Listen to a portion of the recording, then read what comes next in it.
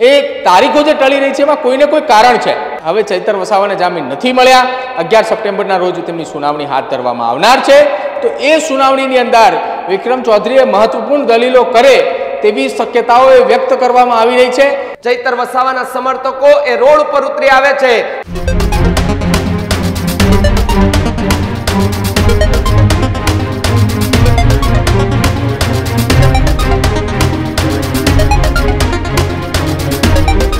नमस्कार, आप જોઈ રહ્યા છો ન્યૂઝ રૂમ અને આપની સાથે હું છું ભાવિક। સમાચાર એ દક્ષિણ ગુજરાતથી સામે આવી રહ્યા છે કે જ્યાંના ડેડિયાપાડાના ધારાસભ્ય ચૈતર વસાવાને લઈને સૌથી મોટા સમાચાર સામે આવી રહ્યા છે કે ચૈતર વસાવાનો મુદ્દો એ હવે દિલ્હી દરબારમાં ગુંજ્યો હોવાની વિગતો જે છે તે અત્યારે મળી રહી છે। આ સૌથી મોટા સમાચાર એ માટે કહી શકાય કે ગુજરાતમાં તો ચર્ચા હતી, હવે દિલ્હીમાં પણ થઈ રહી છે।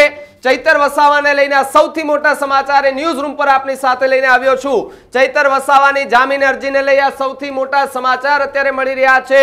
11 सप्टेम्बरना रोज ए सुनावणी जे छे ते हाथ धरवामां आवशे। साथे साथे जे प्रमाणे वात करवामां आवे तो सुनावणी पहेला आम आदमी पार्टीए मोटो खेल पाड्यो होवानी विगतो जे छे ते अत्यारे मळी रही छे।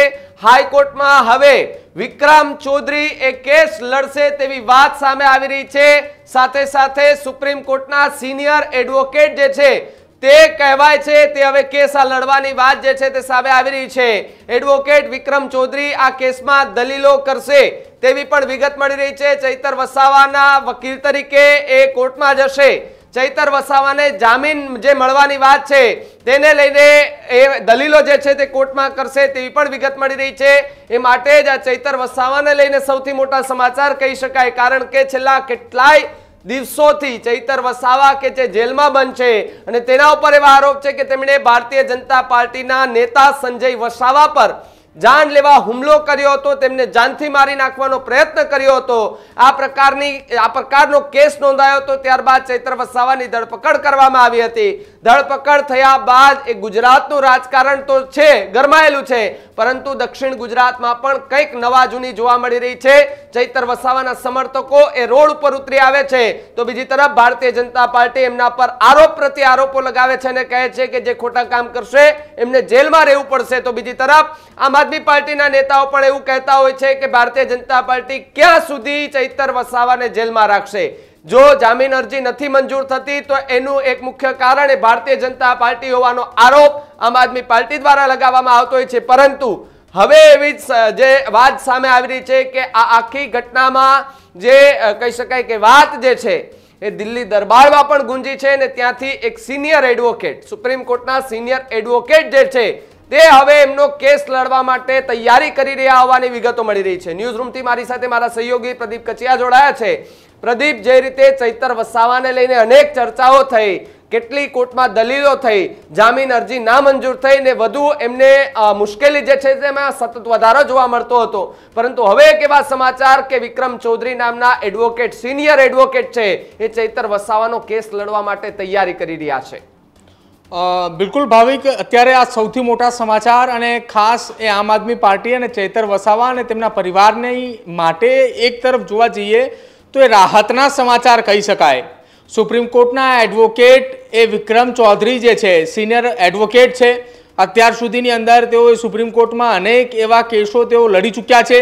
राजकीय पार्टीना होय, राजकीय पक्ष साथे जोड़ायेला नेताओना केस होय, अनेक केसो तेओ लड़ी चूक्या छे ने એટલા જ માટે તેમને દિલ્હીથી એ સુપ્રીમ કોર્ટના એડવોકેટ જે છે તેમને ગુજરાત હાઈકોર્ટની અંદર ચૈતર વસાવાનો કેસ લડવા માટે બોલાવવામાં આવ્યા છે।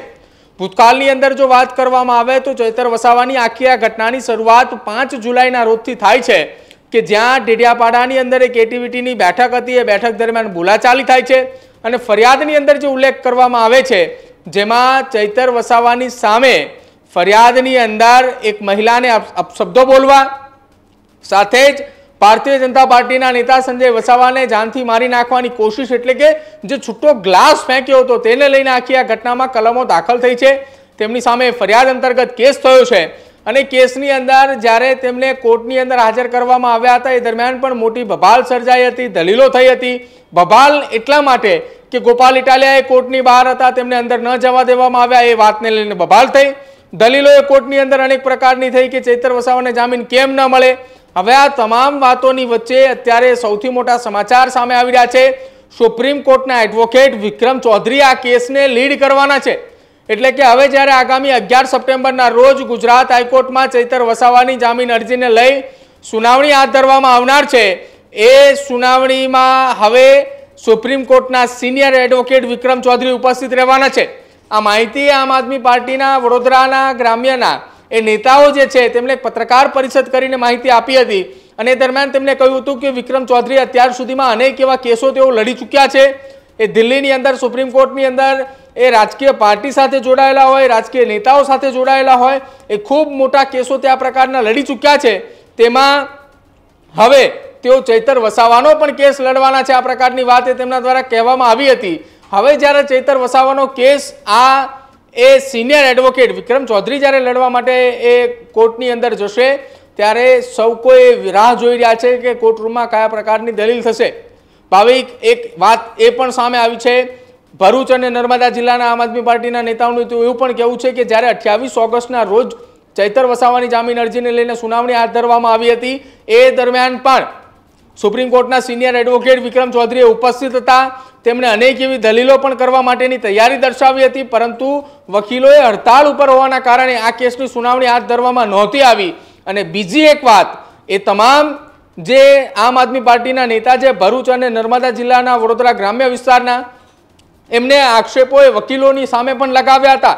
એ સરકારી વકીલની સામે ગંભીર આરોપ લગાવતા તેમણે એવું પણ કહ્યું હતું કે એ ગુજરાત હાઈકોર્ટની અંદર જે વકીલોની હડતાળ હતી, એ હડતાળમાં સરકારી વકીલને કોની હડતાળ, એટલે અથવા તો સરકારી વકીલ જે છે એ કોના ઈશારે કામ કરી રહ્યા છે, આ પ્રકારના ગંભીર આક્ષેપો લગાવવામાં આવ્યા હતા।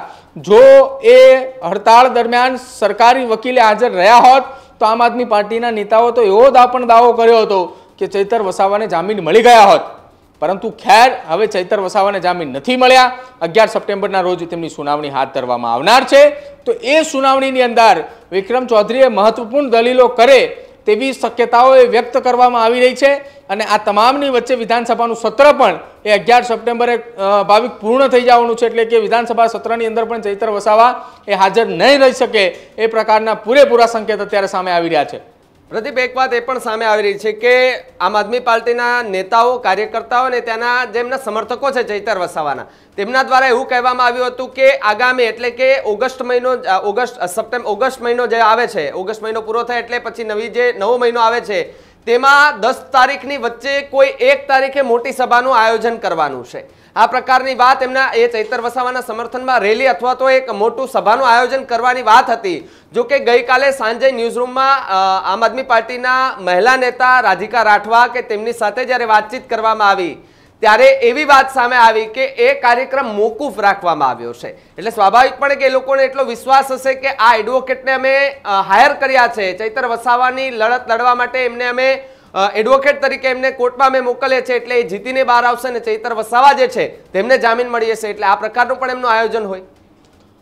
ભાવિક, અત્યાર સુધીની વાત કરવામાં આવે તો ચૈતર વસાવાના સમર્થનની અંદર એક વખત આમ આદમી પાર્ટીના દિગ્ગજ નેતાઓ અને પંજાબના પૂર્વ મુખ્યમંત્રી, આમ આદમી પાર્ટીના રાષ્ટ્રીય સંયોજક અરવિંદ કેજરીવાલ, ઈશુદાન ગઢવી, ગોપાલ ઇટાલિયા, હેમંત ખવા, પ્રવીણ રામ, યુવરાજસિંહ જાડેજા આ સહિતના અનેક નેતાઓએ એક મોટી સભાનું આયોજન કર્યું હતું અને ચૈતર વસાવાના સમર્થનની અંદર હતી। એ સમર્થનમાં જે સભા મળી હતી એમાં ચૈતર વસાવાના પત્ની વર્ષા વસાવા પણ ઉપસ્થિત હતા।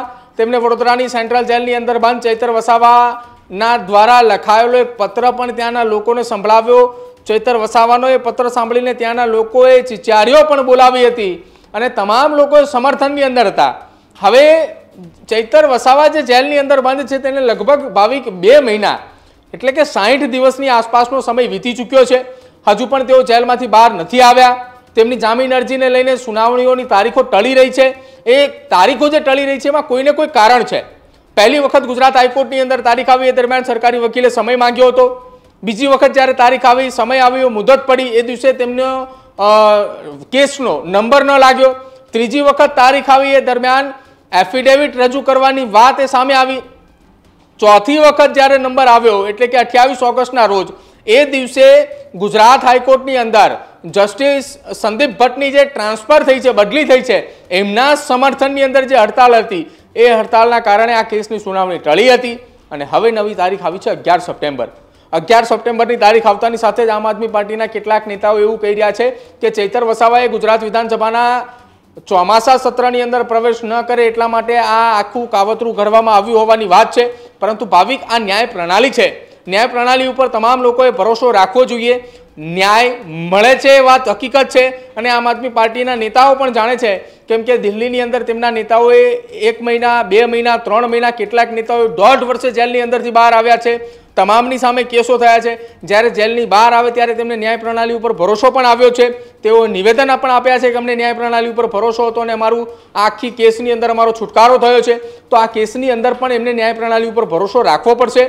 ભલે એ આમ આદમી પાર્ટીના નેતાએ વકીલો ઉપર આક્ષેપ લગાવતા કે વકીલો કોઈના ઇશારે કામ કરી રહ્યા છે, પરંતુ આ ન્યાય પ્રણાલીનો વિષય છે, એના ઉપર ભરોસો રાખવો જ જોઈએ અને એ જ ભરોસો આમ આદમી પાર્ટીના નેતાએ દિલ્હીની અંદર રાખ્યો છે તો ગુજરાતની અંદર પણ રાખવો પડે।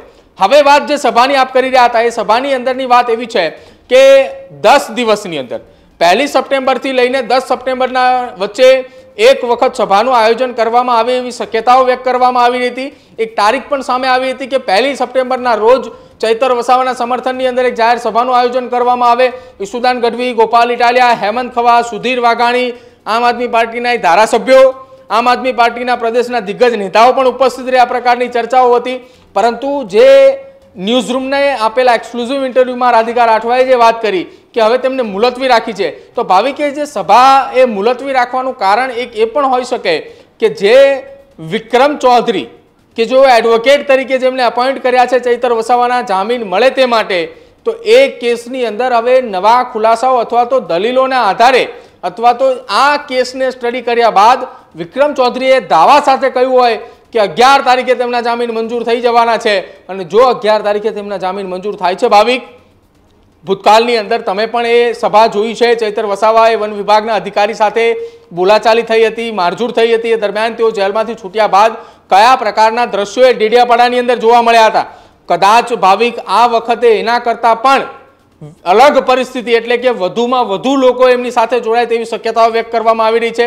બીજી વાત એ પણ સામે આવી રહી છે કે જ્યારે આ વખતે ચૈતર વસાવાને જામીન મળે તો કોંગ્રેસના પણ કેટલાક દિગ્ગજ નેતાઓએ તેમના સમર્થનની અંદર તેમની સભાની અંદર હાજરી આપે તો કદાચ નવાય નહીં। જેમાં એક નામ એવું પણ ચર્ચાઈ રહ્યું છે, સુખરામ રાઠવા, આનંદ પટેલ, આ બંને નેતાઓએ ચૈતર વસાવાની જામીન અરજી રદ થવાના કારણે અનેક વખત એ ભાજપની સામે પણ સવાલો ઉઠાવ્યા છે, અનેક વખત તેમને સવાલો ઉઠાવતા નિવેદન પણ આપ્યા છે। આદિવાસીઓના હક માટે ચૈતર વસાવા લડે છે એટલા માટે તેમને જેલમાં નાખવામાં આવ્યા છે, આ પ્રકારના નિવેદન વિપક્ષના નેતાઓના પણ આવ્યા છે। હવે આ તમામની વચ્ચે એ ભાવિક રાહ જોવાઈ રહી છે કે ચૈતર વસાવાના જામીન ક્યારે, અને એ જામીન માટે અત્યારે જ્યારે ગુજરાત હાઈકોર્ટની અંદર સુપ્રીમ કોર્ટના સિનિયર એડવોકેટ વિક્રમ ચૌધરીની નિમણૂક જે છે, મતલબ તેમને આ કેસ લડવા માટે અપોઇન્ટ કર્યા છે, ત્યારે હવે આવનારા સમયની અંદર આ કેસમાં મોટી દલીલો થાય તેવી શક્યતાઓ છે અને કદાચ આમ આદમી પાર્ટીના નેતાઓને કોન્ફિડન્સ પણ એટલો વધી ચૂક્યો છે હવે સુપ્રીમ કોર્ટના એડવોકેટ આવવાના કારણે કે હવે આવનારી 11 સપ્ટેમ્બરના રોજ ચૈતર વસાવાના જામીન થાય એવી પૂરેપૂરી શક્યતાઓ તેમને હાલ દેખાઈ રહી છે। એટલા જ માટે કદાચ આ સભા પણ મુલતવી રાખી હોઈ શકે।